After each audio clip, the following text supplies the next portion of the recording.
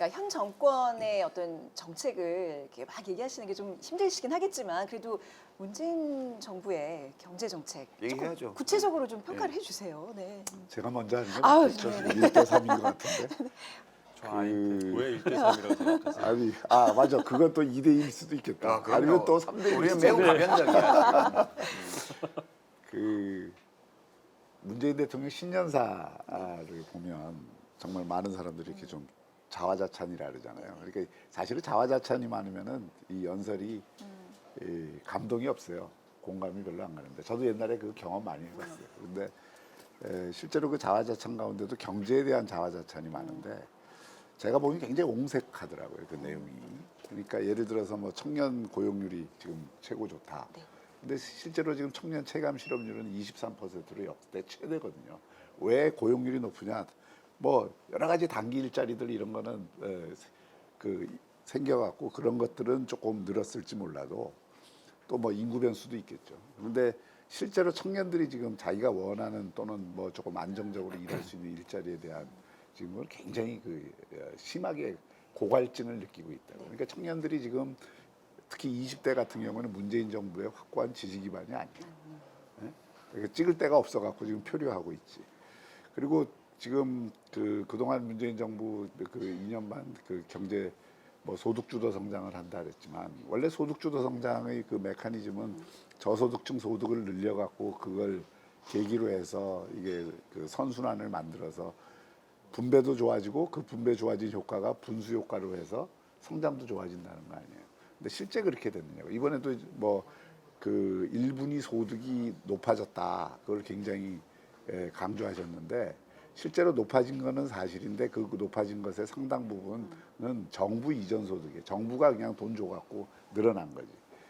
근로소득은 1분위층의 그 제일 낮은 20%의 근로소득은 7분기째 지금 줄고 있습니다.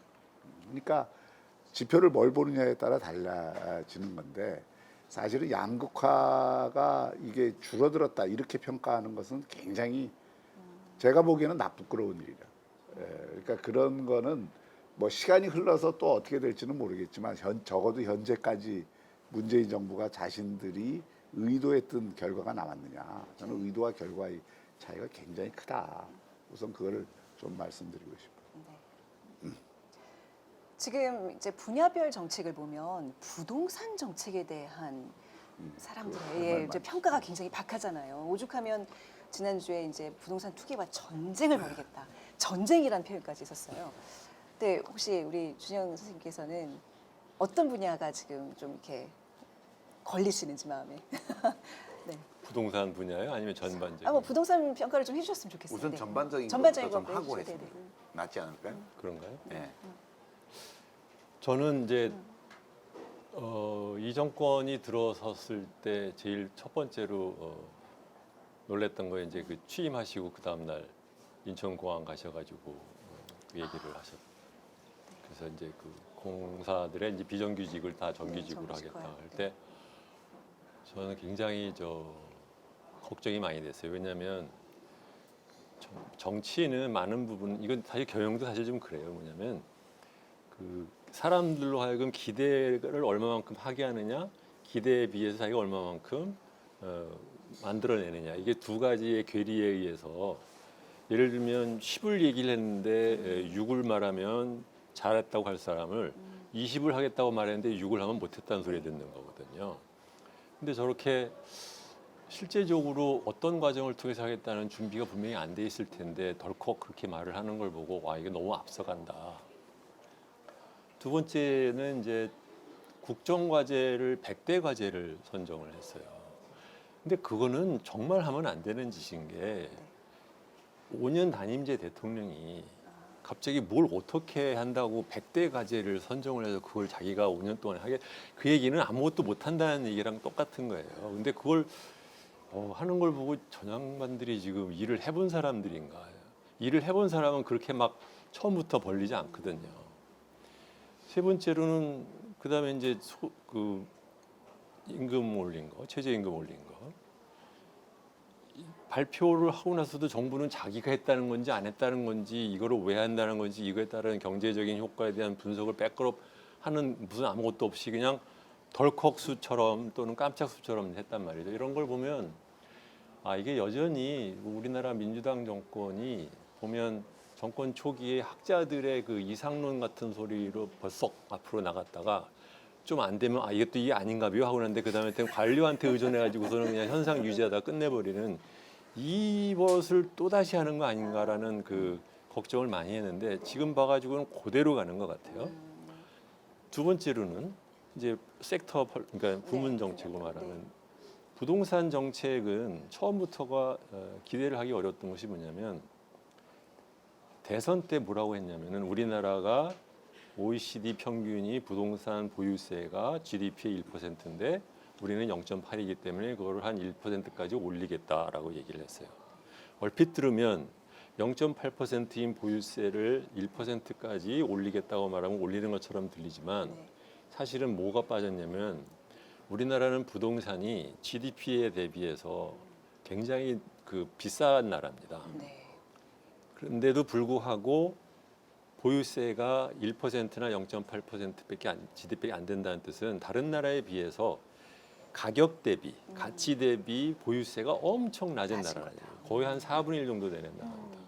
그 얘기는 싹 빼고 GDP 대비 퍼센티지만 말하면 사겠다는 뜻은 이번 정권은 보유세 안 올리겠구나. 그 얘기를 하는 거라는 거예요. 근데 그 말을 하면 욕먹을 것 같으니까 그 말도 안 하고 빙글 돌려가지고 알아듣는 사람만 알아듣게 하고 넘어간 거예요. 두 번째로는 뭐라 했냐.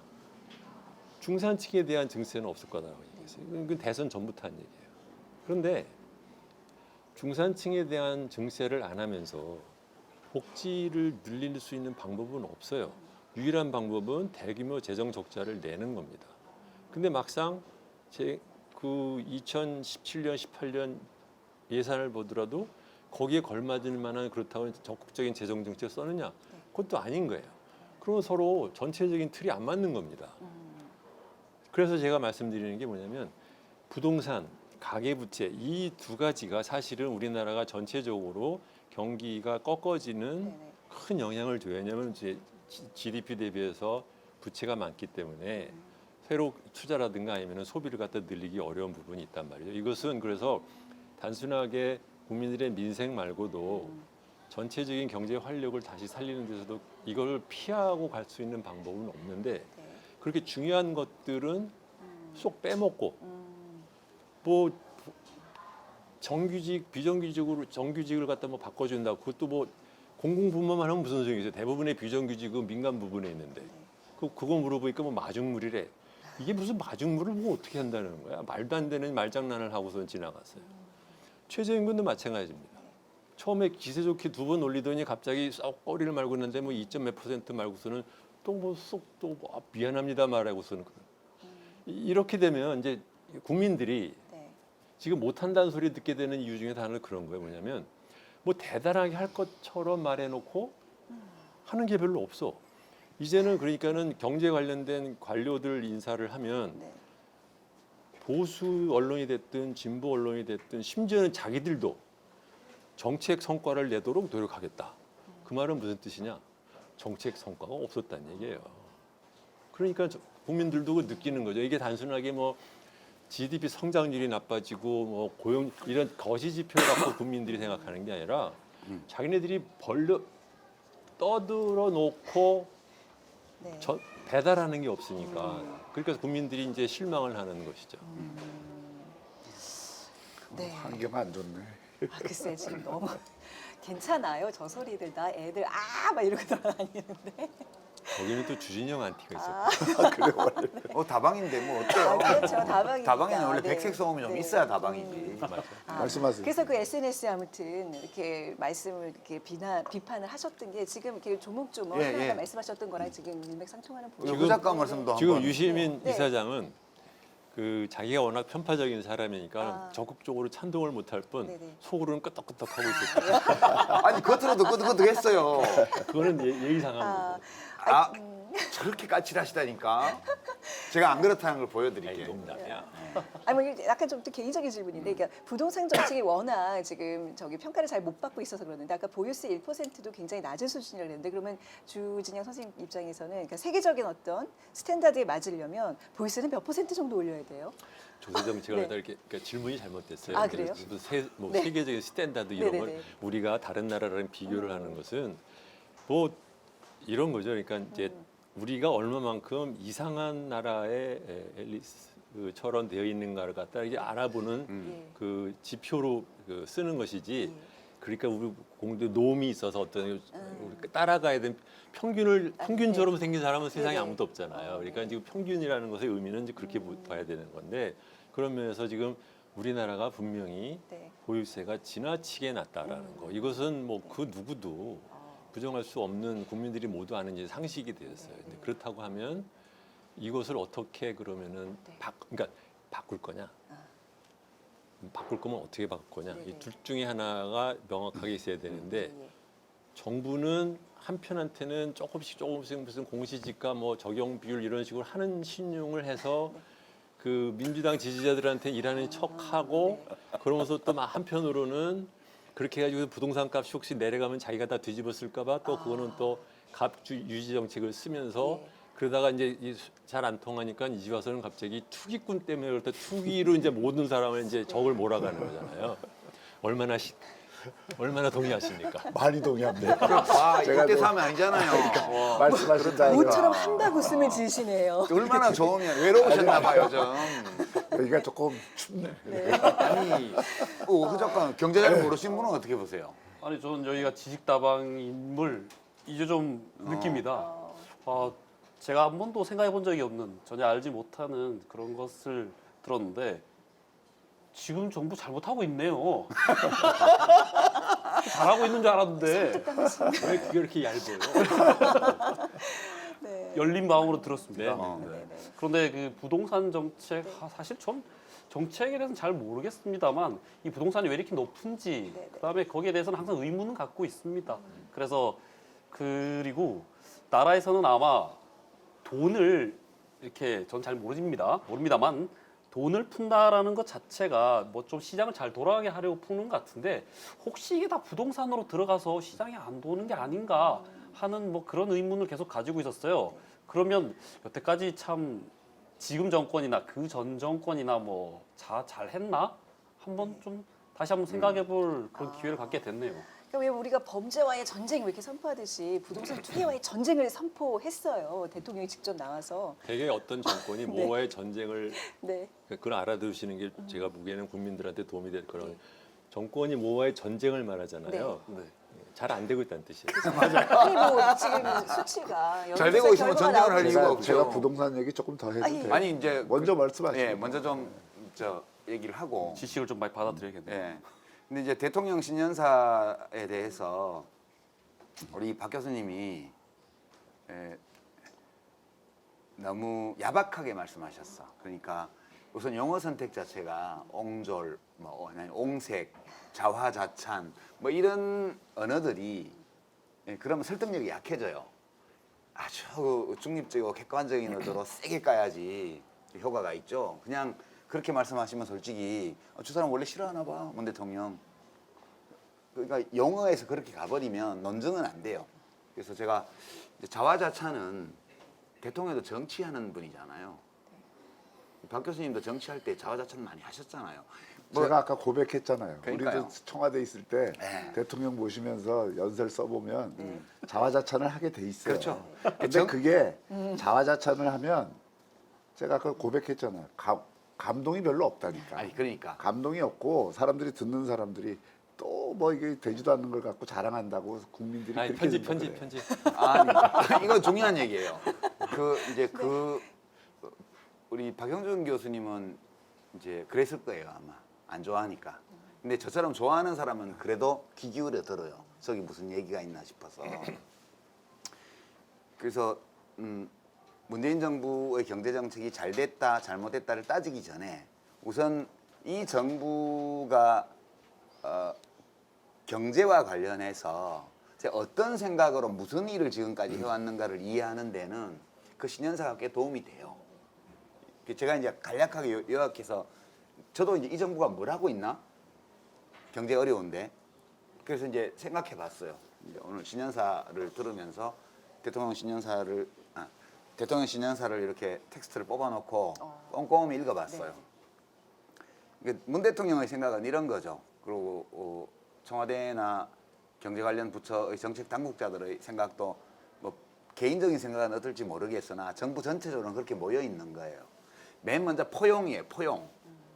그게 이제 복지, 최저임금 인상, 뭐 그다음에 청년 고용, 뭐 장려금 포함해서 여하튼 어려운 처지에 있는 시민들이 좀이라도 일상생활을 개선할 수 있도록 하고 그다음에 취업의 기회나 경제활동의 소득을 올릴 수 있는 기회를 더 가질 수 있는데 보탬이 되는 것들을 할 수 있는 걸 다 하자.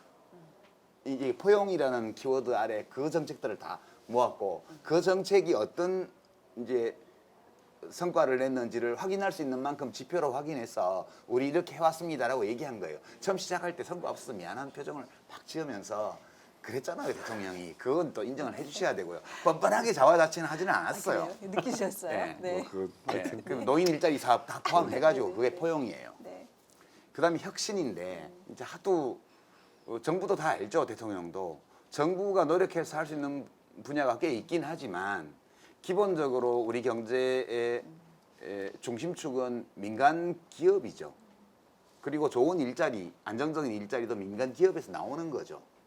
그런데 기업은 정부가 아니니까 이래라 저래라 할 수는 없어요. 그러니까 어떻게든 민간 기업 분야에서 뭔가 경쟁력 있는 기업들이 출연해서 일자리를 늘릴 수 있도록 하는데 도움이 되는 이러이러한 것들을 해왔습니다. 라는 걸 혁신이라는 키워드 아래에서 뭐 유니콘 기업이 몇 개 생긴 자화자찬이라고 말씀하신 거예요. 벤처 투자가 얼마 됐고 뭐 창업 기업이 얼마 됐고 이런 데이터들을 말씀을 하셨어요. 세 번째는 공정인데 공정이라는 키워드 아래 소위 가불관계라든가 또는 착취적인 영업 관행, 불공정 거래 질서 이런 것들을 바로잡으려고 노력했던 것. 바로잡았다고 말 안 할게요. 바로잡으려고 노력했던 것들을 쭉 망라했어요. 그리고 이제 그러한 노력의 결과 전체 거시 지표에서 성장률도 낮고 이렇긴 하지만 뭐 몇 가지 뭐 분배 지표라든가 뭐 고용 지표라든가 고용률 같은 지표라든가 이런 것들 얘기를 하신 거예요. 근데 그거를 이제 성과가 없는 부분을 앞에 내놓고 말하는 거는 정치 비즈니스에서는 또 그게 도덕적으로는 훌륭할지 몰라도 또 현실 정치에서 내가 잘 못한 거를 앞에 내놓고 우선 하는 거는 또 힘든 일이에요. 그래서 저는 이제 그렇게 이해를 했고요. 그리고 이제 그 세 개의 키워드 아래 묶을 수 있는 지금 문재인 정부가 했던 여러 정책들의 성과가 미진하다는 점을 인정을 했고요. 그래서 체감할 수 있는 성과가 나도록 노력하겠다고 말을 한 거예요. 이제 우리 주 선생 말씀대로 체감할 수 있도록 하겠다. 성과로 증명하겠다 이렇게 얘기하는 거는 증명했습니다라고 말을 못하니까 그렇게 얘기를 하는 거예요. 여기까지가 이제 저희 총론적인 평가고요. 네. 이것과는 사실은 좀 관계는 있지만 좀 다른 문제로 불거진 것이 이제 부동산 문제. 이건 항상 있는 문제인데 이제 이 진단은 저는 준영 선생 말씀에 대체로 동의해요. 그러니까 부동산 관련해서는 약간 두더지 잡기 게임 같은 느낌?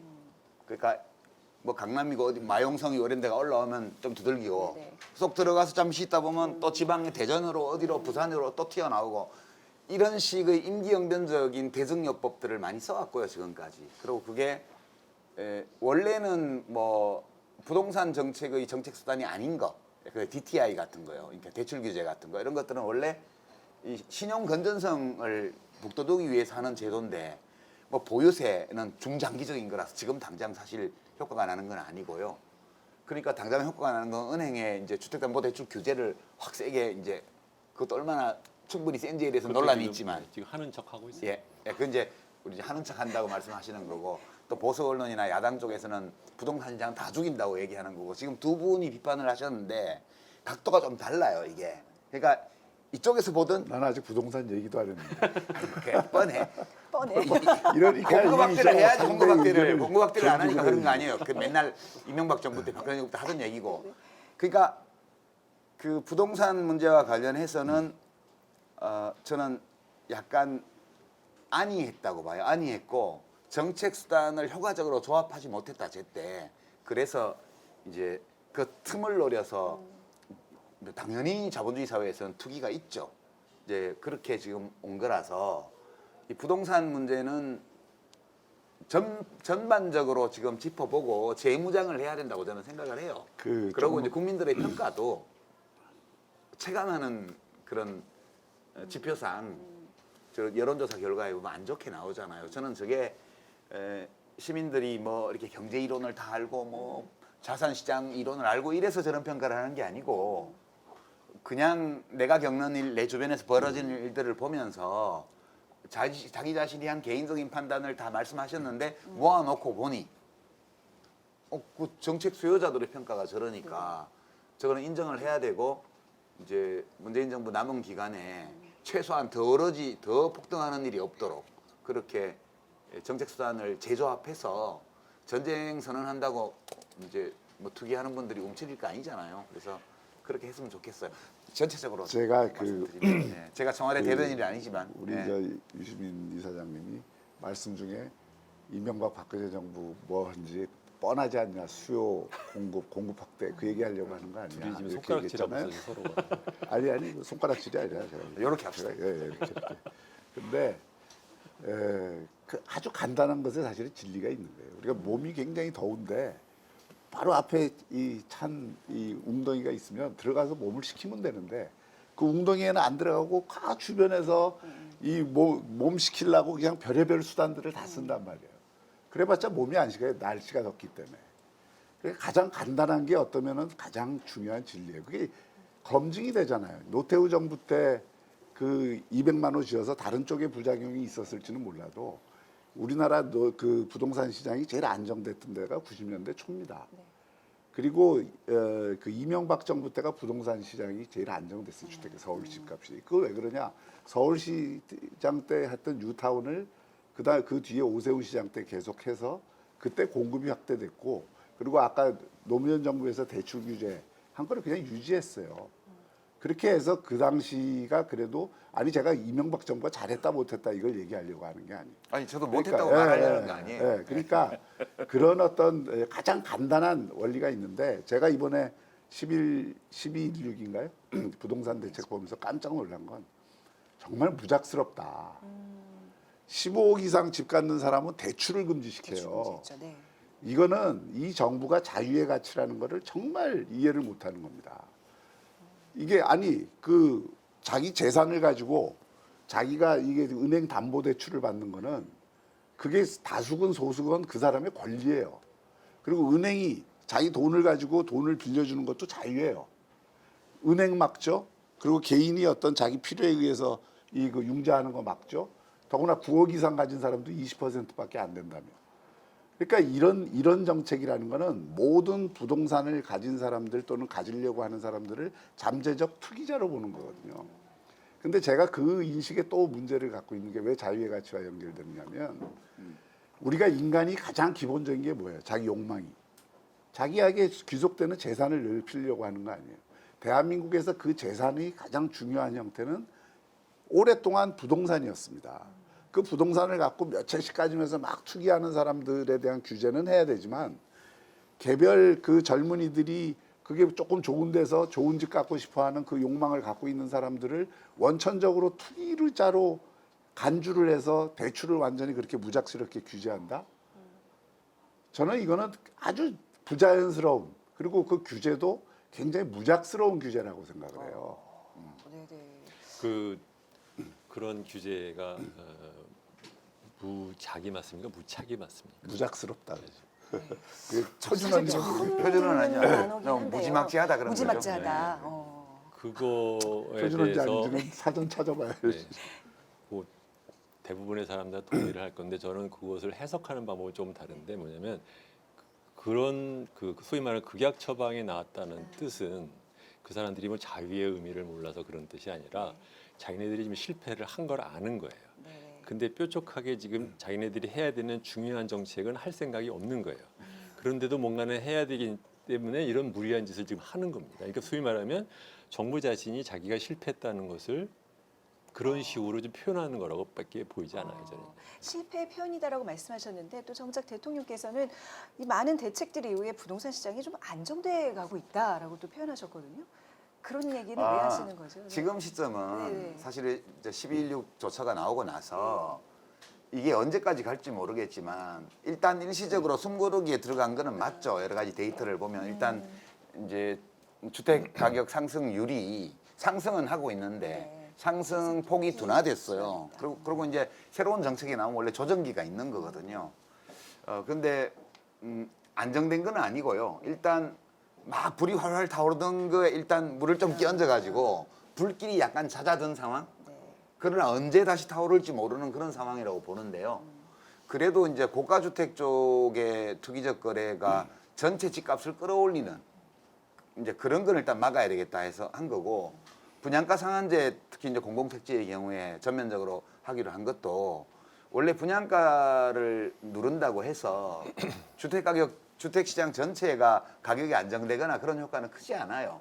근데 지금까지 보면 특히 재건축 단지 같은 데는 재건축 단지나 이제 신규 택지에 새로 아파트를 분양하면서 주변 시세보다 새 아파트 더 좋은 거라고 해서 더 높여 놓으면 그거 자체도 문제지만 그건 돈 있는 사람들이 사겠지만 주변의 아파트 단지의 시세를 다 끌어올렸거든요. 지금까지. 그래서 하여튼 지금 말씀하신 대로 이리저리 해봤는데 지금 계속 불길이 타고 있기 때문에 일단은 이제 불이 확확 타오르는 데들을 대정요법으로 일단 이제 화재 진압 하듯이 네. 그렇게 한 거고요. 말씀하신 대로 예. 무지막지하게. 저는 무지막지하다고는 생각 안 해요. 그게 뭐 15억 이상짜리 집을 대출 받아서 살 젊은이가 누가 있어요, 솔직히. 왜 젊은 그거는 왜 아니 아까 젊은이가- 젊은이라고 말씀하셨는데 대개 그거는 돈 있는 사람들이 하는 거예요. 돈 있는 사람들이 하는 거고 그리고 일부 아니 실수요자 내가 중에 거기서 그 대목에서 돈 있는 사람들은 무슨 죄인이야? 죄인이라는 뜻이 아니에요. 아니 근데 왜 돈 있는 사람은 자기가 대출 아이, 받을 수 있는 편집. 권리를 그러면 그게 이제 재산권이라는 것이 우리 헌법이 보장하는 중요한 가치인데, 그죠? 헌법상의 권리잖아요. 그러나 또한 재산권의 행사가 그 제약받을 수 있는 상황도 헌법에 다 이제 예상해서 해놨고. 과도한 제약은 위헌이. 그렇죠. 이제 그러니까 이게 과도하냐 안 하냐에 대해서는 다툼의 소지가 있을 수 있지만 저는 개인적으로 사실 내가 왕이어서 예? 우리 왕이 있을 수 없지만 그냥 상상으로 내가 왕이어서 내가 법을 만들고 내 마음대로 할 수 있다 가정하면 그냥 세례당 집은 2채까지밖에 못 가지도록 법을 만들어 버릴 거예요. 아예 뭐 주택을 투기 대상으로 삼으면 안 된다는 도덕적인 훈계하지 말고 그냥 집 한 채 있고 필요할 때 넓혀 나가야 되니까 2채까지는 허용해 주는데 그 이상은 가지지 마라. 이런 법을 내가 왕이면 할 거예요. 뭐 때문에 이렇게 속을 썩여요? 네. 그냥 그렇게 막아버리지. 왕이면이 아니라 이 정도 혹시- 되면 네. 이제 센 거죠. 이 정도 되면 센 거지. 네. 지금 하는 정도는 아무것도 아니에요. 근데 이제 예.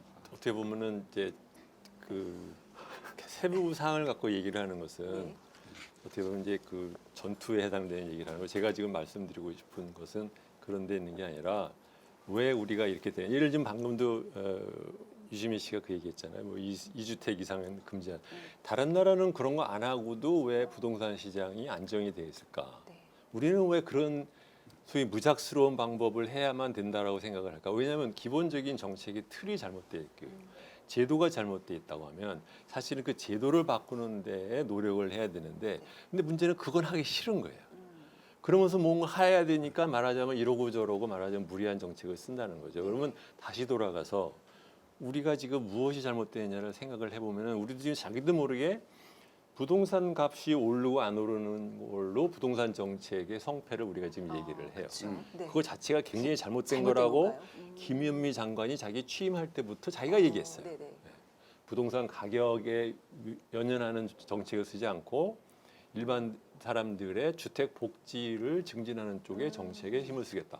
그 말씀이 맞는 말씀이에요. 그래 놓고 나서 얼마 안 돼서 값 조금 오르니까 금방 못 기다리고 가가지고 막 뒤집어 엎는 거예요. 왜냐하면 정치권이 그걸 말하자면 버틸 만한 못 견뎌요. 못 견디는 거예요. 네. 왜냐하면 왜 또 못 견디느냐? 모든 사람이 느끼기에 제도가 지금 잘못된 건 알거든. 그러니까 오르면 제도 얘기가 다시 돌아와요. 그러면 정치적으로 왜 제도를 안 바꾸라는 소리가 나오지 않습니까? 그러면 제도를 좀 바꾸기 싫은데 바꿔야 되니까는 뭔가 딴 거를 자꾸 말하자면 연막작치를 쓰게 돼 있는 겁니다. 이게 우리나라가 꼭 이번 정권만이 아니라 네. 계속해서 반복되는 악순환이에요. 네. 부동산 정책을 못한다고 평가하는 게 65.2%나 나왔으니 사실 저걸 무시할 수는 없잖아요. 그렇죠. 총선을 앞두고 있는데 뭐 그런 차원이 아닐까 싶어요. 제가 좀 한 가지 소개해드릴 여론조사가 있는데 최근에 한겨레에서 실시한 여론조사입니다. 2명 중 1명은 다가오는 총선에 있어서 경제와 일자리를 가장 중요한 이 투표 판단 기준으로 삼겠다라고 얘기를 했어요. 소위 이제 경제 투표를 하겠다라는 얘기예요. 2명 중 1명, 50%거든요. 자, 이 얘기는 그만큼 지금 국민들의 과반 이상이 경제 정책에 또 경제 성과에 관심을 갖고 있다는 얘기인데 이게 야당과 여당에 어떻게 작용을 할까요? 그게 그렇지 않아도 아까 네. 지금 저번 프로그램 말을 할 때 네. 국민들한테 뭐 여론조사를 네. 했더니 소위 말하면 지금 정권에 대한 심판이 아니라 지난 정권이 또는 야당이 국정을 갖다 맡고 있는 것에 대한 네. 도리어 징벌을 하겠다는 네. 쪽으로 야당 심판론이 좀 네, 컸었죠. 네. 컸는데 어. 또 한편으로 경제에 의해서 투표를 하겠다는 이 두 가지가 이게 어떻게 여론조사 서로 기관이 좀 다르긴 합니다. 아 그런가요? 네, 많이 근데 해. 거의 네. 모든 여론조사에서 음. 총선에서 제일 중요하게 여기는 정책 이슈를 경제로 꼽았어요. 거의 모든 여론조사에서 시민들은 경제 정책 이슈가 제일 중요하다고 답하고 있죠 지금.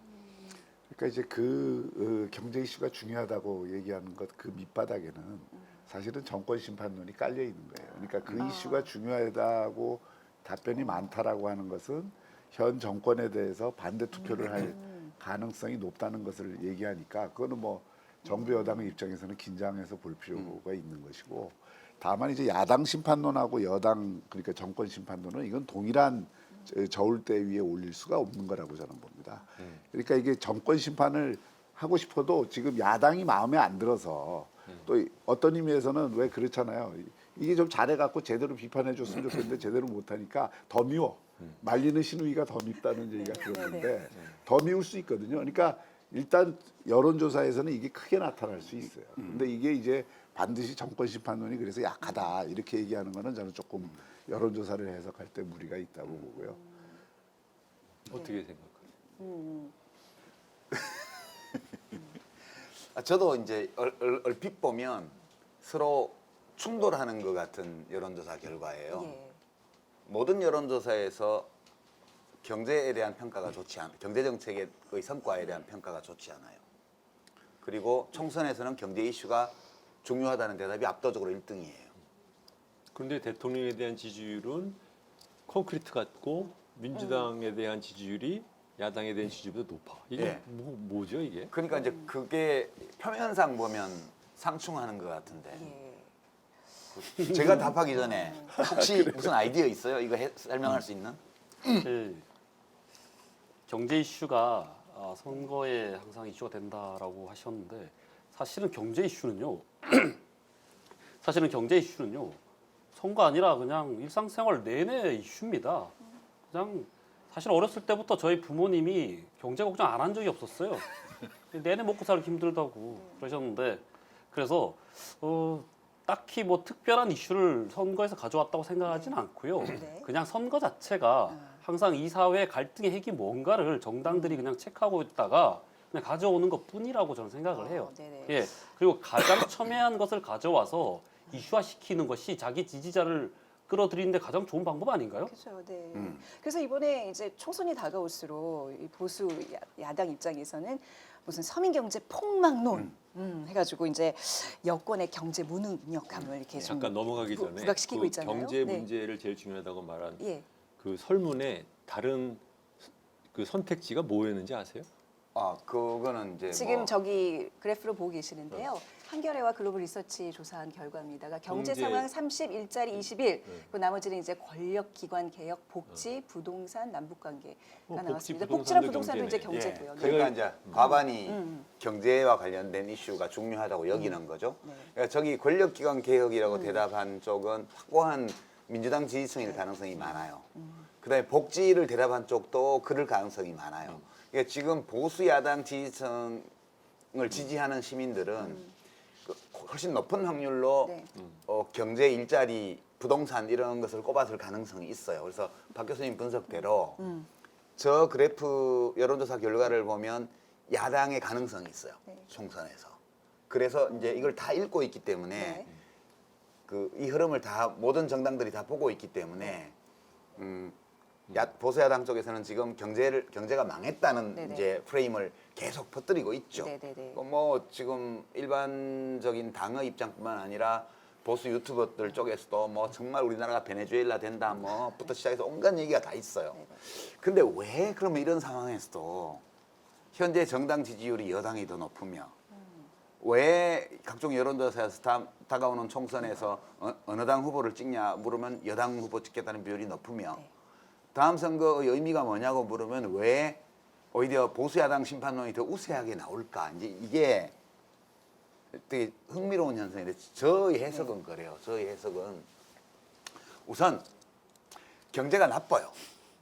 그리고 정부가 잘 못한 것 같아. 성과를 못 낸 것 같아. 그런데 이게 나쁜데 정부가 뭘 잘못해서 안 나쁠 수 있는 걸 나쁘게 만들었나?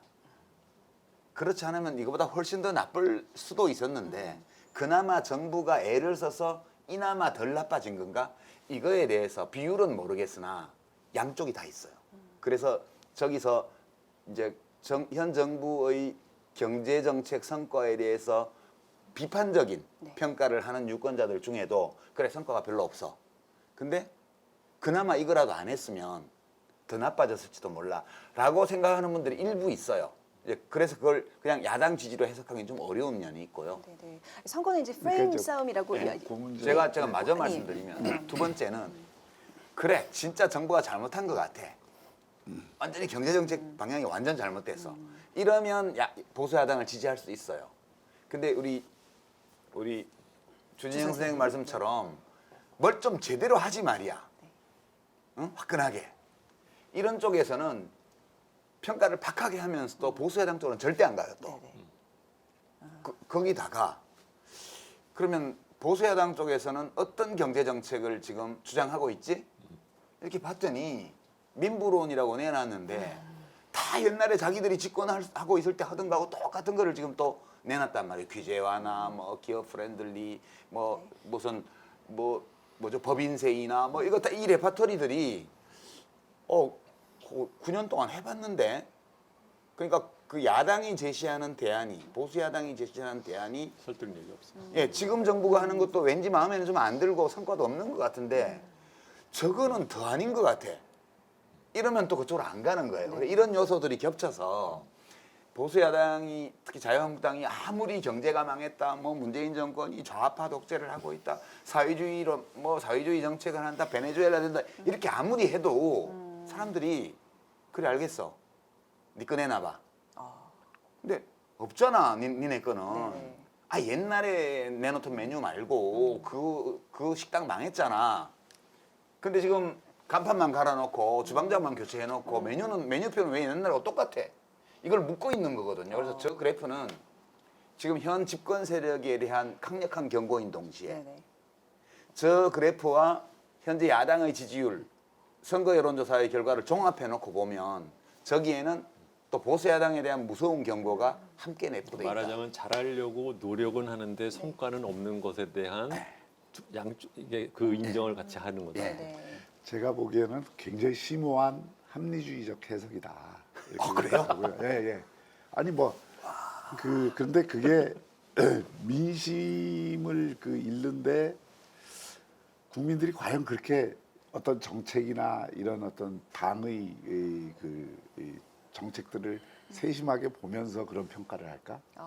그거는 저는 조금 아니다. 아닌 것 네. 같고 이게 선거라는 게 그렇습니다만은 또 민심이라는 게 그렇습니다만은 감정이거든요. 감정.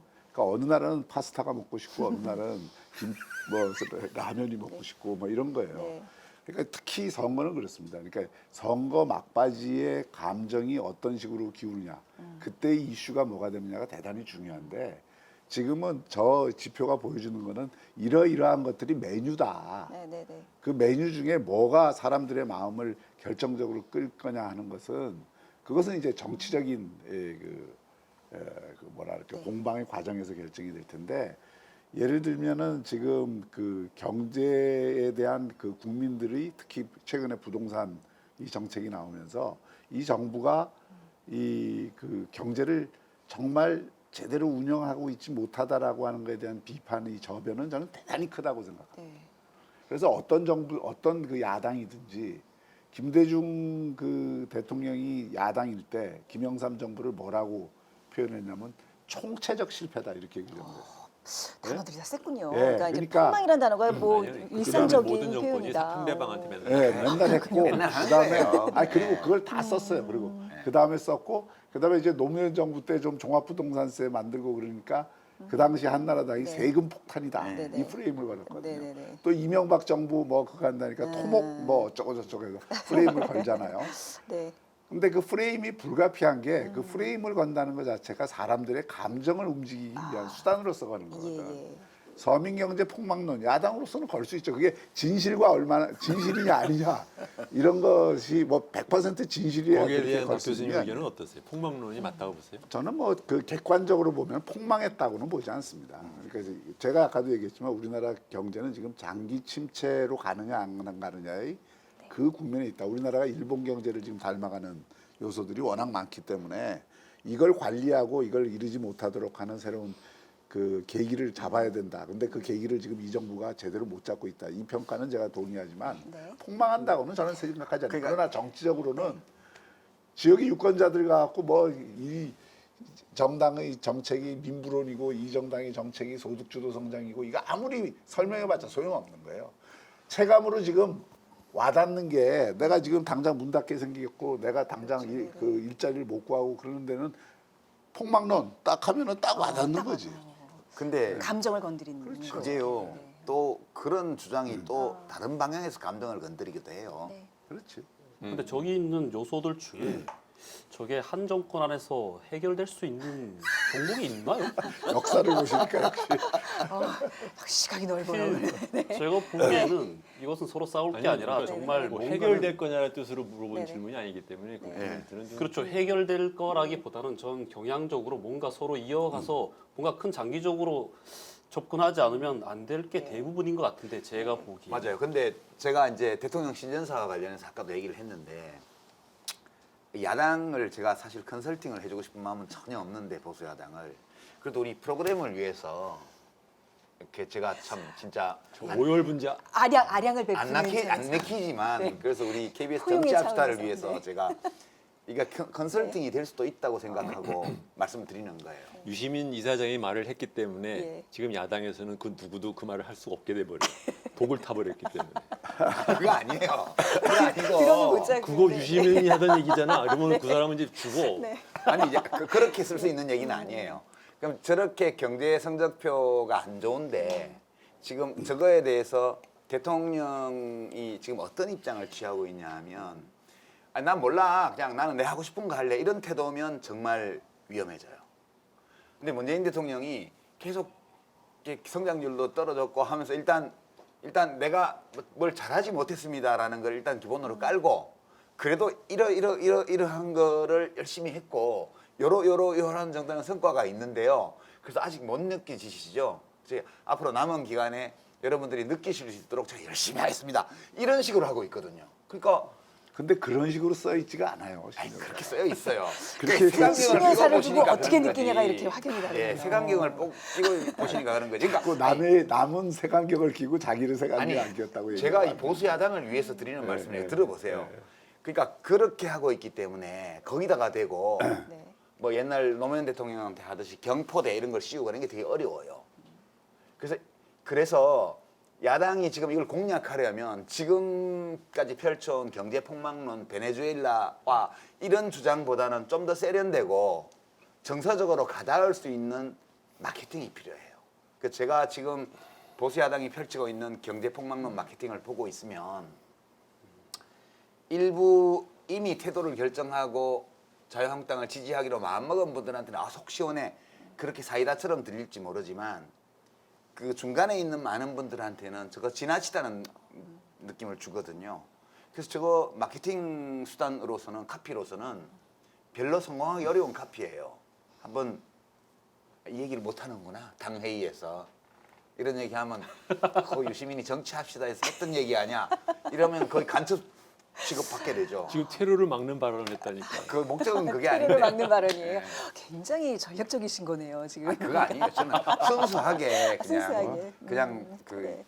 출연자로서 예, 우리 프로그램의 그렇죠. 성공을 네. 위해서. 근데 우리 역사 속에서도 그런 어떤 프레임 있잖아요. 프레임이 네. 많이 작용했잖아요. 그렇죠? 뭐 반역이네, 영모네. 그러면 뭐 그냥 사실- 청룡식의 사실 정적을 뭐 죽일 수 있고. 프레임은 뭐 네. 동서고금이나 일상생활에서도 내내 쓰이는 게 사실은 프레임이죠. 아마 인간 본능이 아닌가 싶어요. 그래요, 예, 생각의 틀 아니면 어떤 의도라도 가릴 수 있는 큰 명분이라고 예. 보시는 게 맞을 것 같습니다. 대신 그 안에 어떤 자기의 생각이나 뭐 의도 같은 게 숨기기에 딱 좋죠. 네. 뭐 가장 비근한 예로 찾는다면 뭐 한 16세기에 그 조광조 없앨 때, 예, 그 훈고파에서 조광조 없앨 때 썼던 프레임은 반역 프레임이죠. 기묘사와. 그렇죠. 네. 제가 나의 이권을 없애려고 한다가 아니라 예. 제 왕되려고 한다. 그 큰 명분에 대해서 뭐 태클 걸 사람은 없지 않습니까? 남이 장군도 그 남이 프레임을 장군도, 그렇죠. 예. 남이 장군도.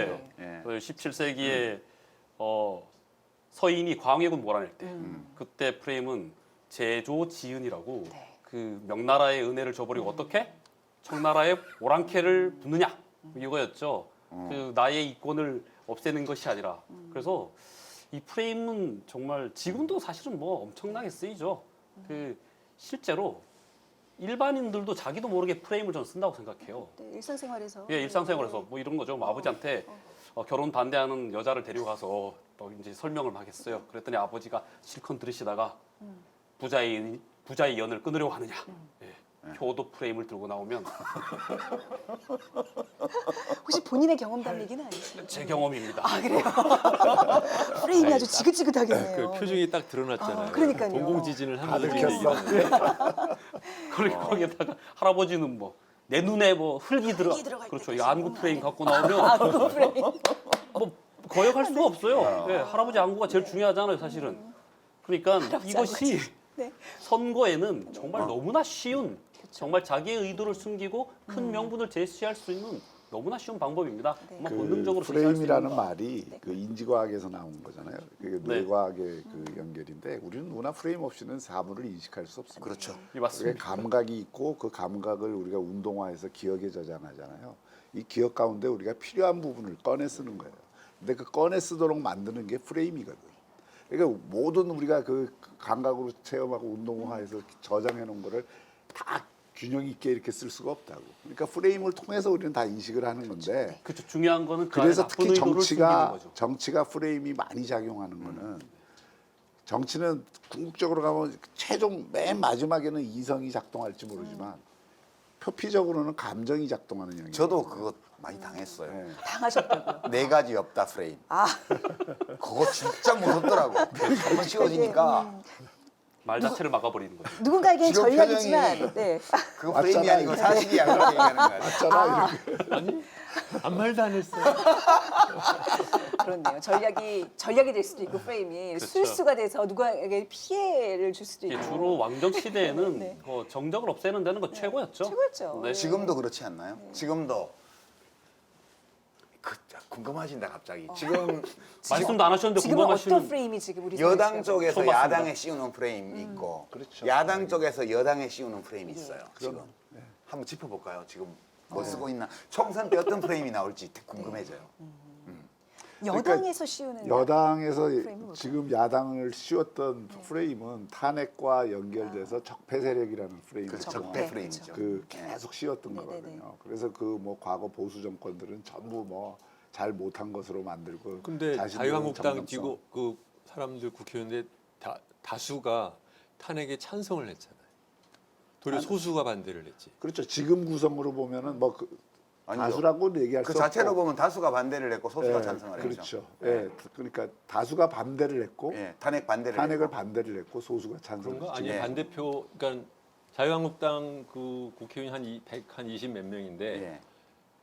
탄핵의 반대표는 57표인가 그밖에 안 나오지 않았어요? 그래도 나머지 반대가 찬성보다 많았어요. 반대가 더 많았다. 예. 네. 그리고 그렇다면 프레임이죠. 일부는 또 나갔기 때문에 현재 자유한국당 나갔어. 의원단 구성으로 보면 탄핵에 찬성했던 분들이 아니 상대적으로는 투표 적어요. 기준 할 때는 방 갈라지기 전이니까. 그러니까 그때 탄핵에 찬성한 분들이 있었고 반대한 분들이 있었는데 탄핵에 찬성했던 분 중에 일부는 나가서 지금 잠깐 우리가 이 얘기를 너무 많이 하면은 박 교수님 말을 끊은 꼴이 돼서 죄송합니다. 아, 그냥- 프레임. 이미 네. 끊으셨어요. 아니 그래서 잠깐 끊으려고 그랬는데 너무 길게 끊어. 진행까지 그거고 네. 그게 가장 중요한 프레임이고 또 하나의 프레임은 극우 프레임이라고 생각해요. 그러니까 자유한국당을 자꾸 극우 세력으로 규정을 하려고 그러잖아요. 그러니까 저는 대한민국에 지금 극우라는 게 별로 없다고 생각해요. 저는 왜냐하면 있다고 생각하는데 전성훈 아니, 목사는 뭐예요? 그러니까 정광훈 정광훈 목사와 목사. 자유한국당을 일체화하려고 하는 게 일종의 극우 프레임의 네. 하나의 이 전략이죠. 당 대표께서 자꾸 만나시니까 그러니까 정광훈 씨가 뜬 것은 황교안 씨 때문에 뜬 거 아닌가요? 그렇죠. 아 이게 프레임이냐 그거는 팩트냐 제가 이걸 사실관계가 좀 확인 안 된 명확하군요. 얘기를 여기서 할 수 없고 하여튼 지금 프레임 얘기를 하는 예, 거니까 프레임. 그 얘기를 자꾸 사실을 얘기하지 말고 지금 프레임을 죄송합니다. 프레임이에요. 프레임을 프레임이 극우 프레임이다. 프레임으로 몰려고 하는 거고 그리고 이제 그 야당의 입장에서는 네. 이 정권이 무능하다는 것을 폭로하려고 하는 거죠. 예. 그러니까 무능 프레임. 무능한 진보라는 그리고 프레임이죠. 무능한 진보라는 프레임. 또 하나는 위선적인 진보. 아. 그러니까 그게 이제 조국 사태에서 예, 위선 프레임이죠. 그러니까 예. 위선 프레임으로 예. 이제 그 규정을 하는 거거든요. 그러니까 그거는 무능 프레임은 경제와 연결되는 예. 거고, 그러니까 경제와 연결되는 거는 그뭐 폭망론이 됐든 무슨 폭망론, 논이 네, 됐든 하여튼 그런 걸로 규정을 하는 거죠. 그러니까 그 프레임 싸움이 분명히 굉장히 격심하게 일어날 수밖에. 아마 그 부분에서 좀 말씀을 한번 해주셔야 될 것 같아요. 경제에 있어서는 진보가 무능하다. 그 프레임에 대해서는 어떻게 생각하시는지. 그건 제가 보기에는 이미 네. 거짓이 드러나는 게 한참 된 얘기예요. 왜냐하면 네. 보수처럼 무능한 또 보수가 지난 또 10년 동안 없었잖아요. 근데 지금 와서 그 소리를 갖다 언제 죽은 돌아간 얘기인데 그 얘기를 다시 꺼내는지 저는 이해가 안 가요. 근데 그 얘기를 공공연하게 하는 예. 사람들이 있거든요. 지금도 씌우려고 노력을 네. 많이 하죠. 경제 폭망론이 그거죠. 네. 예. 근데 우선 저는 박 교수님이 생각이 궁금해요. 그 프레임에 대해서 얼마나 그게 논리적으로 타당하다고 생각하시나요? 논리적으로는 별로 타당하지 않다고 생각해요. 아싸. 양쪽 다. 아유 못됐다. 여당이 야당한테 거는 프레임이 논리적으로 타당하지 않고 아 그래요? 야당이 여당한테 거는 프레임 가운데 다 말았네. 그러니까 폭망론 이런 거는 나는 아니 그거 말고 진보의 진보가 경제에 무능함. 무능하다. 아니 그거는 진보 전체가 경제에 무능하다 이렇게 얘기하는 거는 저는 그건 타당한 평가가 아니라고 생각합니다. 예를 들어서 김대중 정부 같은 경우에는 진보적인 성격을 가졌지만 외환위기 극복하는 과정에서 너무 IMF 말을 잘 들어갖고 문제가 된 거 아니에요. 그러니까 이게 좌파적인 정책을 쓴다고 뭐 좋았던 게 아니고 우파적인 정책을 썼다고 좋은 게 아니고 그 시기에 맞는 적합한 정책을 썼느냐 안 썼느냐가 중요한 거죠. 근데 문재인 정부가 그 무능 프레임에 걸릴 수 있는 거는 지금 이 시기에 필요한 정책을 우리 주 선생님도 얘기했지만은 제대로 못 쓰고 있다는 것. 그건 무능. 과거 보수 정권이 잘했냐 못했는 건 변론으로 하더라도 그게 뭐 보수 정권이 못했다고 해서 진보 정권은 무능해서 탈피할 수 있습니까? 그거는 논점이 다른 거지. 그러니까 현재 이 문재인 정부에 대해서는 저는 무능 프레임은 분명히 걸 수 있다. 걸 수 있다. 네. 저 이거 프레임 내용을 정리하기. 요건 제가 한마디만 한마디 보태고 예, 갈게요. 해주세요. 네. 그러니까 저도 이제 이것이 어떤 사실의 근거 또는 우리가 이제 논리학에서는 경험적 근거가 있는 주장인가에 대해서 궁금했어요. 뭐 여기서 다 얘기할 수는 없지만 뭐 노태우 정부부터 시작해서 혹은 김영삼 정부부터 시작해서 이제 민주화가 본격적으로 된 게 김영삼 정부 때라고 친다면 그때부터 시작해서 이제 번갈아서 정권 교체, 역정권 교체, 또 정권 교체 이렇게 일어났잖아요. 김대중 대통령이 정권 교체하고 그다음에 이명박 대통령이 역정권 교체하고 네. 문재인 대통령이 다시 또 정권 교체하고 이렇게 왔다 갔다 해봤기 때문에 그냥 비교할 만한 데이터들이 좀 그래도 부족하지만 있지 않을까 해서 살펴봤더니요. 이제 뭐 경제 성장률 지표는 그렇게 시간이 가면서 계속 이제 한 임기 동안에 한 1%, 1.5%씩 내려왔고, 그는 뭐 진보 보수를 가릴 수 없더라고요. 그다음에 그 집권 5년 동안에 1인당 GDP 그 증가폭 이런 데이터도 있고요. 그다음에 분배 지표의 변화 추이, 그다음에 종합 지가주 지수 상승폭, 뭐 이런 경제와 관련된 중요한 거시 지표들, 뭐 수출액 증가폭 이런 것들이요. 해보니까 어떤 거는 이제 지금 자유한국당 쪽이 집권하고 있을 때가 나은 것도 있고, 어떤 거는 지금 더불어민주당 쪽이 집권해 있을 때가 또 훨씬 나은 것도 있고, 그렇게 뒤섞여 있어가지고 적어도 우리가 경험적으로 뒷받침을 할 수 있는 한도 안에서 살펴본다면 진보 보수 이렇게 나누어서 경제 운영과 관련해서 어느 쪽이 우월하다 또는 어느 쪽이 처진다라고 말할 수 있는 확실한 근거는 없구나. 그게 저희 전 전적으로 동의해요. 저거는 무의미한 그 문제 제기 시각이에요. 정치적으로 위례가 없다고 보세요, 이번 선거에서? 네, 저는 그렇게까지 뭐가 있을 것 같지가 않아요. 왜냐하면 제가 보기엔 국민들이 저는 이제 깨달았다고 봐요. 그게 제가 보기에는 이 가만 보니까 얘기하다 이명박 정권만 나오는 얘기가 굉장히 싫은데 그냥 들어주십시오. 왜냐하면 저는 이명박 정부의 가장 큰 공헌은 747을 나오고서는 이제 그것이 안 되는 걸 보면서 이게 소위 무슨 뭐 정권 바꾸면 또는 보수 정권이 하면 뭐 경제 성장률이 오른다라는 그 말도 안 되는 그 얘기가 완전히 깨져버리고서 더 이상 국민들이 이제 그 얘기에 대해서는 이제 더 믿지 않는 것 같아요. 그건 지나갔어요. 그렇기 때문에 지금 문재인 정권에 대해서 생각하는 것이 뭐냐면 뭐 무능한 면이 있고 이름에도 불구하고 지지율이 유지되는 큰 이유는 그래도 뭔가 해보려고 하는 과정에서 잘 되지는 않았지만 그래도 좋게 해보려고 하는 사람 같다라는 것에 대해서 대다수의 국민들이 어느 정도 인정을 하기 때문에 아무러나 어렵지만 그래도 잘하지는 못하지만 노력하고 있다. 요 세 가지가 이렇게 섞여서 나오는 결과가 아닌가. 그렇기 때문에 무능론, 뭐 폭망론 이런 것이 먹힐 것 같지도 않고 그래서 이렇게 요번 이슈를 갖다 퍼센티지 말은 하지만 하나의 프레임으로 결정될 적어도 경제 문제 갖고 결정되긴 좀 어렵지 않을까 그런 이제 생각을 좀 합니다. 국민들은 그런 판단을 할 능력이 있다라는 그럼요. 말씀이시죠. 네네. 허진모 작가님, 그 예로부터 정치와 경제는 어떤 관계였나요? 사실 한자상으로는 둘이 거의 같은 의미라고 볼 수 있습니다. 같은 의미. 네, 그 경과 재 전부 다 주나라 때 근문에서 볼 수 있는데요. 뭐 경 같은 경우는 배를 짜는 모습에 실이 붙어 있는 거죠. 그러니까 천을 짜는 것입니다. 가지런한 질서를 만드는 것. 그러니까 법, 도리, 뭐 다스리다 이런 의미가 되고 재 같은 경우는 가지런할 제자에 물수가 붙어요. 가지런히 물을 건너는 질서 있게 고난을 건너는 모습입니다. 정치하고 똑같죠. 정은 다스리다. 치는 백성을 위해서 물을 관리하는 것. 그런데 문제는 이 경제라는 글자에는 사실은 뭐 시장이나 수치라는 의미 같은 게 있진 않았어요. 그런데 19세기에 서양 문물이 들어오면서 이코노미에 대한 이제 번역으로서 이거 일본 사람들이 한 건데 이 경제라는 말이 채택되면서 지금의 의미가 된 거죠. 그럼 이코노미는 뭐냐? 이건 또 그리스에서 찾을 수 있습니다. 그리스 사람들은 별걸 다 했어요, 사실은. 그래서 오이코노미아, 오이코스가 집이고 노미아가 관리라는 뜻이랍니다. 그러니까 집 관리, 아마 살림살이 정도로 볼 수 있는 거죠. 그러니까 집안을 어떻게 잘 살림하는 것을 의미를 하는데 이것이 나중에 폴리티컬 이렇게 붙어서 국가적인 이제 의미로 확장됐다가 앞에 그것이 떨어지고 이코노미가 지금의 의미가 된 거죠. 그러니까 아마 동서양의 그 경제와 이코노미의 차이는 시작은 달랐죠. 정치도 마찬가지였지만. 그럼요. 네. 그러니까 경제가 실패해서 국가가 망한 경우도 역사 속에서 많이 찾아볼 수 있죠. 네. 그 경제가 국정에 관련이 안 된 것 찾기가 사실은 더 어렵지 않나요?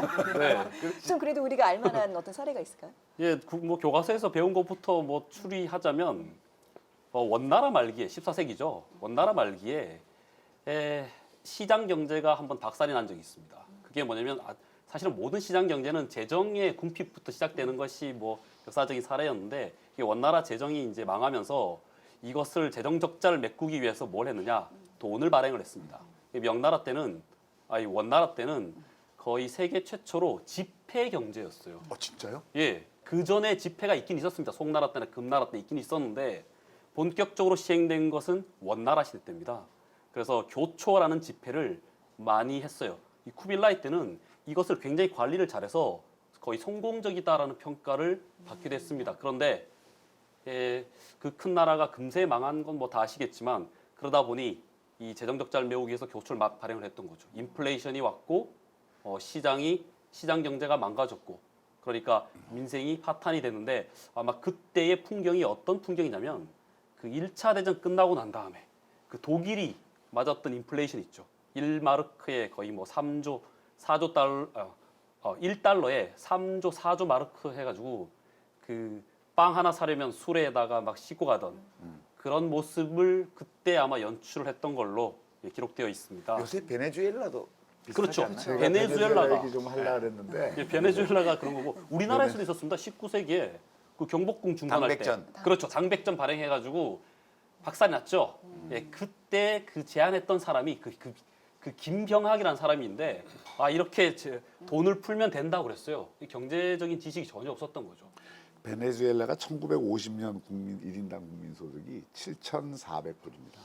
그 당시 세계 1위가 미국인데 9,800불이에요. 베네수엘라가 세계 4위예요.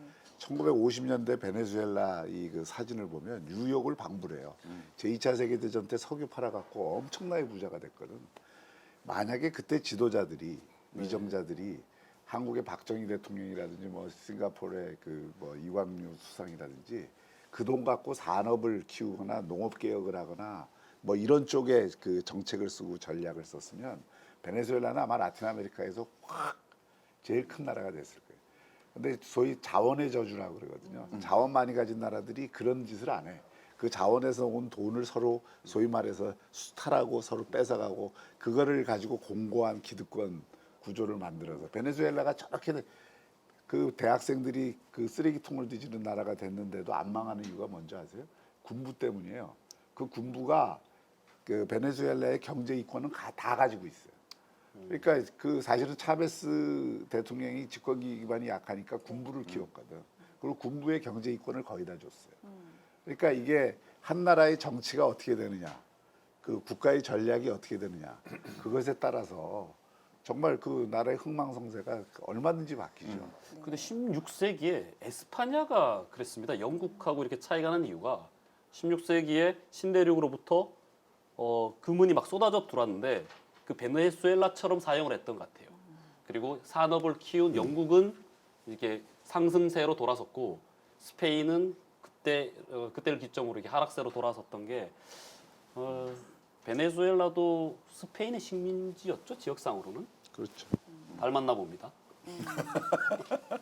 명나라 멀리 갈 필요가 없이 우리 겪었던 79년에 박정희 대통령 암살도 79년 5.1 시작 플러스 부가가치세 도입에 따라서 그 노동자들이 엄청나게 반발이 있었거든요. 그러니까 학교에 다니던 저희들은 실제적으로 노동자들이 그만한 부마 사태가 일어나는 것에 대해 전혀 예상을 못하고 있었는데 갑자기 일어났거든요. 근데 처음에는 이게 학생들이 한 거는 그게 아니었어요. 노동자들이 들고 일어난 거거든요. 전혀 예상 못했던 이유도 사실은 경제에 의해서 정치가 영향을 받은 거죠.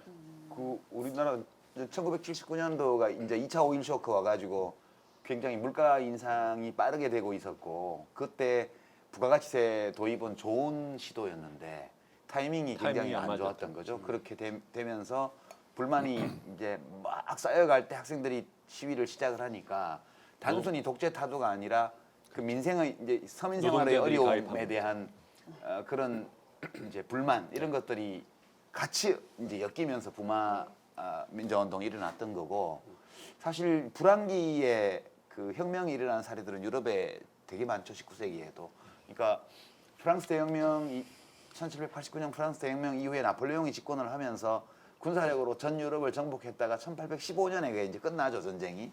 그러고 나서 완전 보수 반동 체제로 군주제로 다시 돌아갔다가 전 유럽이 흔들리기 시작한 게 1830년도거든요. 그때 7월 그때 뭐 전 유럽이 거의 군주정 타도를 외치는 사회주의자들과 자유주의자들의 연합 혁명으로 그냥 몸살을 알아요. 그러고 나서 겨우 진압했더니 1848년에 또 일어나잖아요. 이월 그때가 다 불황기예요, 전부 다. 사실은 대공황이 그때 계속 있었습니다. 예, 그러니까 상당히 심각한 경제공황들이 그때 일어났던 때 그게 터졌거든요.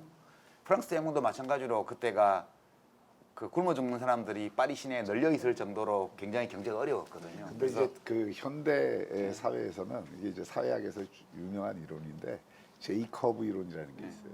그러니까 그게 불황일 때 혁명이 일어나는 게 아니라 호황 끝에 떨어질 때 예. 그때가 이제 제일 위험하다 그래서 그걸 이제 제이커브 이론이라는데 그게 이제 87년도 그런 성격을 갖고 있고 79년도 그런 성격을 갖고 있는데 공교롭게도 제가 보기에는 이게 총선도 대선 같은 총선이 있어요. 그 체제가를 확 흔드는. 예. 그러니까 그게 78년에 사실 총선에서 당시 신민당이 그 당시 유정에도 있고 그러니까 다수당은 못 되지만 전체 정당 득표율에서 공화당을 이겼죠. 1.1%를 이겼어요. 예. 그게 바로 민심을 반영한 거거든요. 그리고 85년에는 그 전두환 정권 한창일 때 85년 그 YSDJ가 통합을 네. 해서 신당을 만들어 갖고 당시 제1야당이 민한당인데 2.12 총선. 돌풍을 예. 일으켜 갖고 제1야당을 무너뜨렸어요. 그래 갖고 이게 다시 신당 중심으로 통합이 돼서 108석인가 이렇게 그 제1야당으로 섰거든요. 그게 사실은 87년 그 6월 항쟁을 일으키는데 엄청난 계기가 된 거죠. 왜냐하면 국민들의 저항 심리가 한번 이렇게 표출되는 그런 의미를 갖는 선거.